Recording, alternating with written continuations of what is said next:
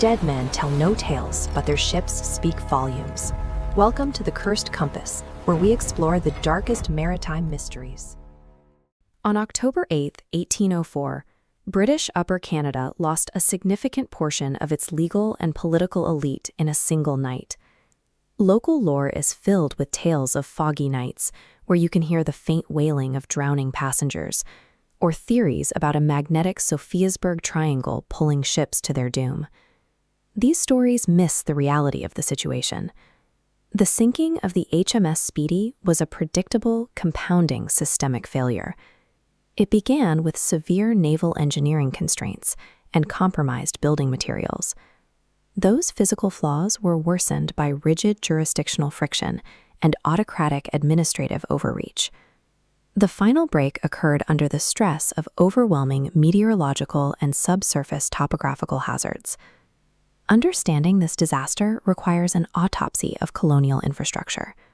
Political ambition directly guaranteed the destruction of the colony's own elite. This map of North America in the late 18th century highlights the proximity of the newly formed United States. British Upper Canada needed to defend its shared borders. To meet that perceived threat, the Kingston Royal Naval Dockyard initiated a rushed, reactionary warship construction program. This technical drawing illustrates the design of the Speedy.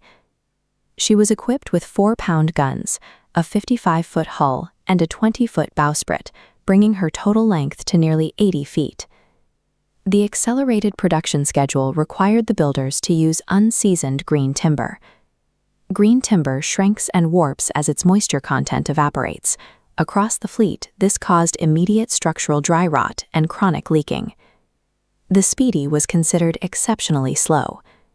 Even on calm waters, her leaking hull required 2 crew members to operate manual bilge pumps continuously just to keep the vessel afloat.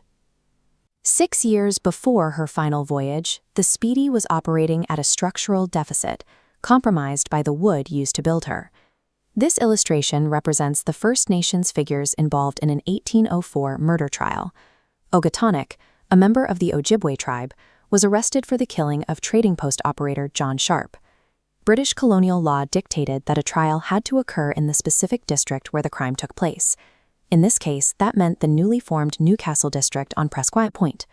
Meeting this legal requirement meant transporting the accused, the defense lawyer, witnesses, the High Constable, the Solicitor General, and a Supreme Court judge across Lake Ontario. Lieutenant Governor Peter Hunter insisted the voyage happen immediately.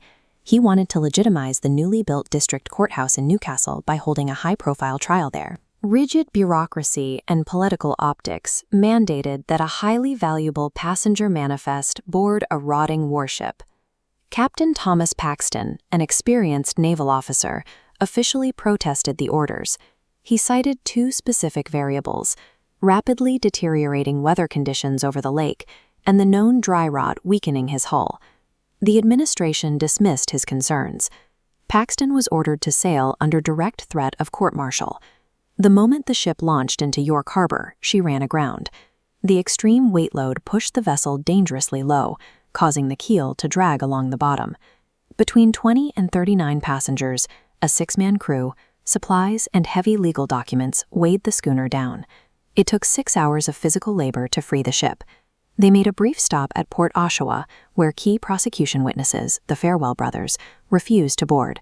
They assessed the vessel as severely overcrowded and unsafe.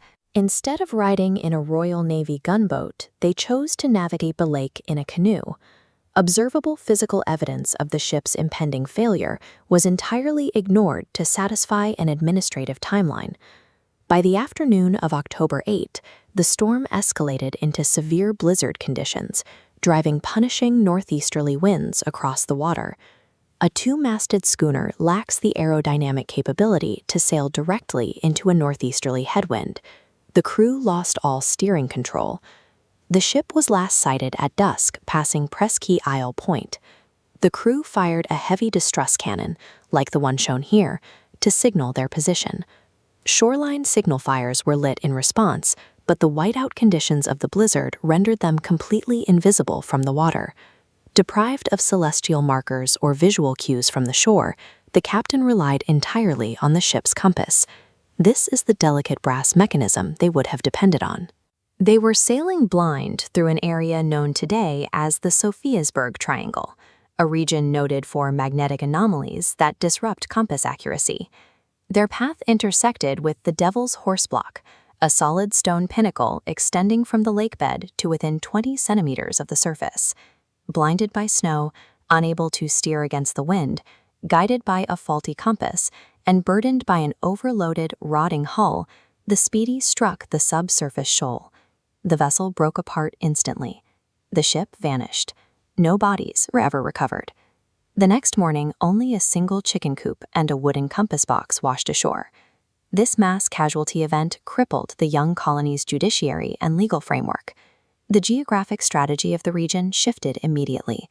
Presqu'ile was deemed too dangerous for a major port, and the planned settlement of Newcastle was permanently abandoned in favor of Amherst, known today as Coburg. In 1990, wreck hunter Ed Burt claimed to have located the Speedy using sonar. He kept the exact coordinates secret to protect his salvage rights. Burt passed away in 2017, taking the location of the wreck with him. The sinking of the Speedy stands as a clear warning of what happens when autocratic political timelines are forced upon compromised engineering in an unforgiving natural environment.